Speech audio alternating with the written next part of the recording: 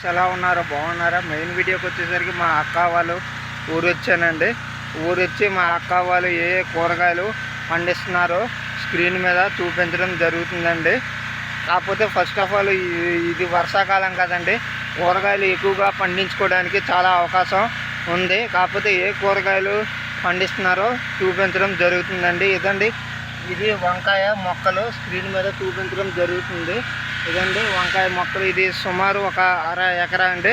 అర ఎకరా వేసుకున్నారు. అర ఎకరాలోన ఏంటంటే మొత్తం 4 రకాలు వేసుకున్నారండి. అంటే కూరగాయల కోసం అనేసి ఇప్పుడు రెండో పంట చూపించడం జరుగుతుందండి. ఇదండి స్క్రీన్ మీద ఇవి టమాటా మొక్కలండి. ఇదండి మొత్తం స్క్రీన్ మీద చూపించడం జరుగుతుంది. ఇదండి టమాటా మొక్కలు.